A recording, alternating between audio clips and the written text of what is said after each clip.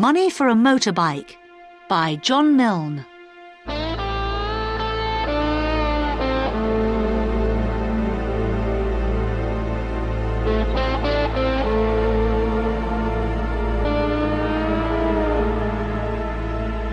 It was the month of June, and the weather was beautiful. Stuart left school. He was on holiday, but he was not happy. He did not have a motorbike. Stuart was 17 years old. He left school, but he did not start work. All his mates started work immediately, but Stuart did not want to work. He wanted a long holiday, and he needed a motorbike. Stuart lived in Leeds, a big city in the north of England. Leeds is a busy city, full of offices, shops and factories. It's not a good place for a holiday. Martin, a friend of Stuart's, worked in a garage. Martin had a bike for sale. It was a beauty, a Japanese Suzuki. Martin wanted £350 for the bike, but Stuart did not have £350. He didn't have any money. Stuart went and looked at the bike every day. It was a beauty. He wanted to buy it. Where can I find £350? Stuart asked himself. Stuart left the garage and walked back home. His house was in Blenheim Street, near the university. There were lots of old, empty houses in Blenheim Street. The university was one of the biggest in England. The university often bought land and buildings. Most of the old houses in Blenheim Street belonged to the university. Some of these houses had been empty for years. Stuart often searched through them. Sometimes he found old books and gramophone records. One day, he told himself, I'll find something valuable. There was a large house at the corner of Blenheim Street. Its owner, a rich old woman, had died a few days ago. The university bought the house immediately. Now the house was empty. There was wood across the front door, and the windows were broken. Someone looked out of a window. It was a man of about 20. He had long hair and was wearing a headband. He looked strange. He was a squatter. Squatters live in old, empty houses, and they don't pay any rent. The stranger waved to Stuart. He wanted to speak to Stuart. What does he want? Stuart asked himself. Hi. Hello. Like to help me? Okay. Watch this house. How long? Half an hour. Okay. I'm Stuart. My name's Frank. I'll go and get my things. Are you going to squat here, Frank? Yes. Don't let anyone else in. I'll be back soon. Okay. See you. Frank walked off slowly down the street. His head was bent forward, and he was looking down at the pavement. He was about 20, but he looked much older. Frank went round the corner, and Stuart turned towards the house. It looked interesting. The window was low, quite near the ground. The street was empty. Stuart put one leg over the windowsill and looked inside. Outside, the sun was shining brightly. Inside the house, it was dark. Stuart stood for a few moments and waited. Slowly, the inside of the room became clearer. There was a calendar on the wall. Lots of old newspapers were lying around on the floor. There was a mattress against the far wall. It looked new. Stuart looked up and down the street. There was no one around. He quickly climbed into the room. Stuart walked to the middle of the room and kicked away the old newspapers. There was nothing underneath them. There was no carpet, and the floorboards were covered with dirt. Stuart took the calendar down from the wall. It was an old one, 5 years old. No one had changed it for 5 years. Then Stuart remembered. The owner of the house, the old woman, had been ill for a long time. She hadn't got out of her bed for 5 years. The mattress was leaning against the far wall. Stuart went over and looked at it carefully. It was a good mattress. Stuart picked up the mattress and turned it over carefully. There was some stitching along one side, about 10 centimeters long. Stuart held the mattress between his knees and took out a small knife. Stuart cut the stitches carefully and then put his hand in the hole. He felt a bundle of newspapers and pulled it out. He quickly unwrapped it.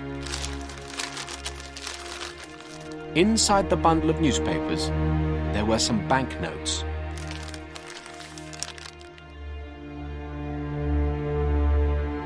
Suddenly, Stuart heard a voice. It was Frank. Hey! Stuart! Where are you? Frank was shouting. Stuart quickly wrapped up the money inside the newspapers. He held the bundle behind his back.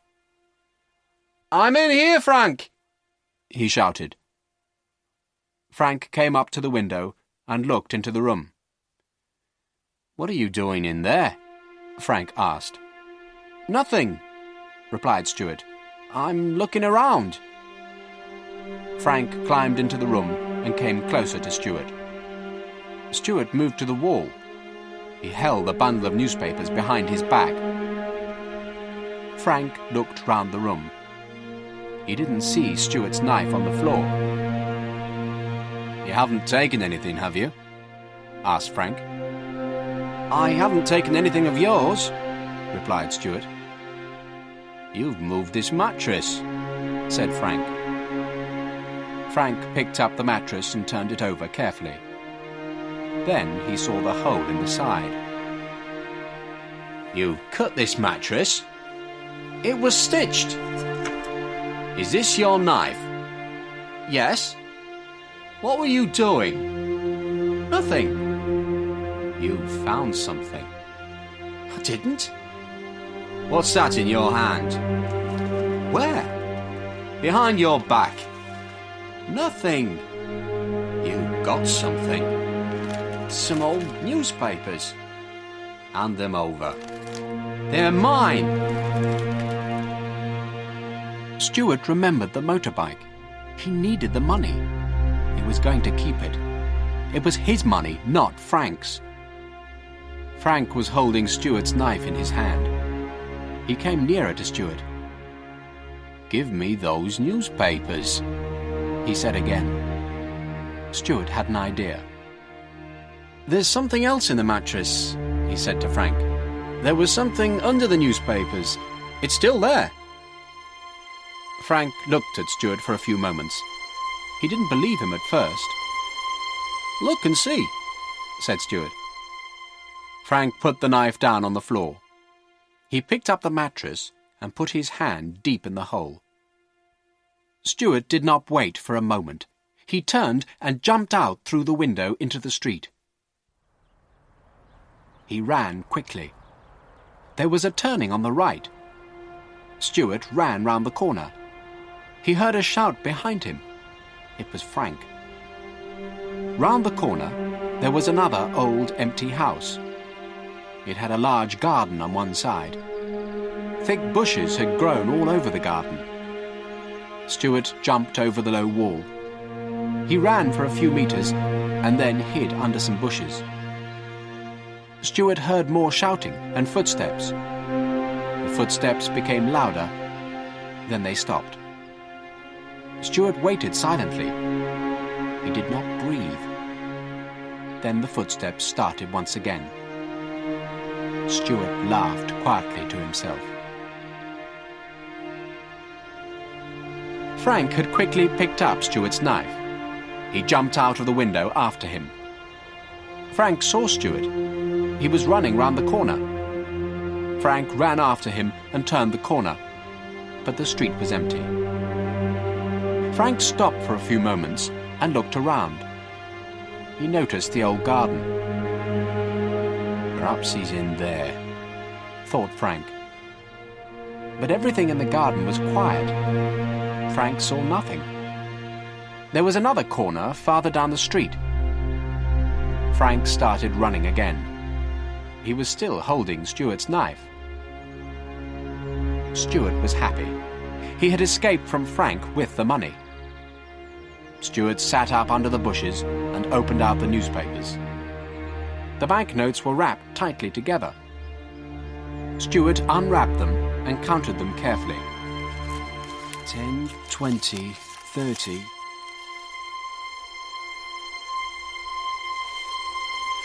320, 325.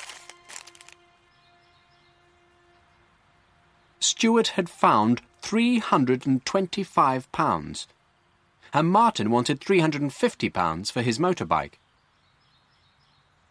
It was cool in the garden, and Stuart lay back under the bushes. "I'll wait here for half an hour," thought Stuart. "Then I'll go to Martin." It was now nearly 12 o'clock. The day was getting much hotter. A police car was parked in a side street. There were 2 policemen in the car. The sergeant, a fat, round-faced man, was half asleep. The other policeman was younger and taller. He was a constable. Suddenly, the constable sat up. He had seen something strange.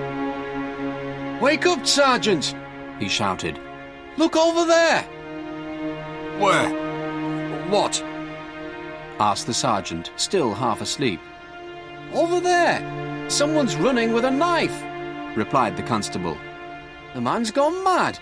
It's this heat." Quick, get out and catch him, said the sergeant. The 2 policemen jumped out of their car. Frank saw the policeman. He threw Stuart's knife away and started to run. The constable soon caught him and held his arm tightly. The sergeant found the knife in some long grass. The constable took Frank towards the police car. The sergeant came up to them. He was holding the knife. "Oh, it's you," the sergeant said to Frank. "What's going on, Frank?" "I'm looking for a guy." "With a knife?" "What guy?" "He's stolen my money." "What money?" "How much money?" "I don't know. A lot." "You don't know?" "Where did you get it?" "In an old house." "Come on, into the car."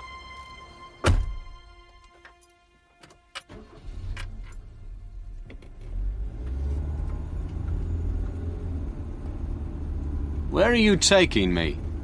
asked Frank. "To the police station," replied the constable. "But I haven't done anything. The money was mine. That guy took it. What's his name? Stuart. Stuart took it." "Who's Stuart?" asked the constable. "I met him in an old house," replied Frank. "Where you found the money?" asked the sergeant. "Yes, I found it inside a mattress," said Frank. "Who's got the money now?" asked the sergeant. "That guy, Stuart. He ran away with it." "So now we have to find Stuart," said the constable.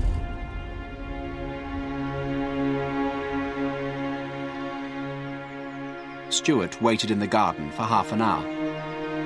It was getting hotter. It was nearly 12 o'clock. "I'll have to move now," thought Stuart. "Martin goes for his lunch at 12:30. Stuart looked out carefully from the bushes. The garden was empty. He hurried out of the garden onto the street. He walked towards Martin's garage. Stuart did not see the police car. It stopped outside the garden a few moments later. "Look in this garden," Frank told the policeman. "Perhaps he's hiding in here."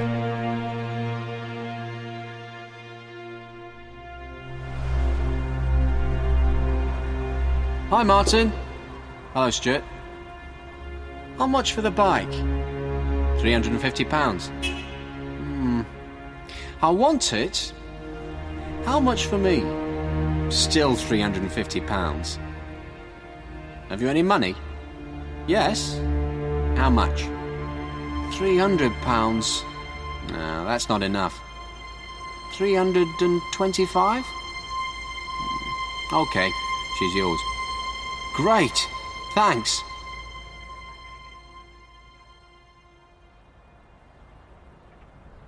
The policeman got out of the car. Frank got out too. The constable held his arm tightly. The sergeant went into the garden. He looked around for some time. Then he came back. He was holding a bundle of newspapers. There's no one there, the sergeant said, but I found these old newspapers. That's them, shouted Frank. Something was wrapped in those newspapers. Just then a motorbike drove up towards the police car. That's him, shouted Frank excitedly. That's the guy. He's bought a motorbike with my money. Stop, the sergeant called to Stuart. Stop. Stuart did not see Frank. What do the police want? Stuart asked himself. I haven't done anything wrong.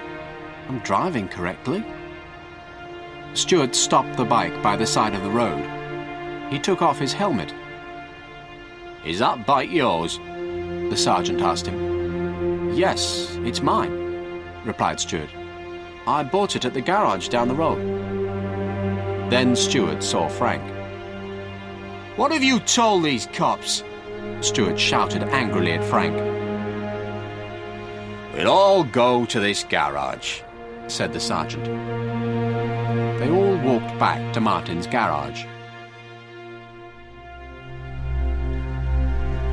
A big black cloud now covered the sun. It was beginning to rain.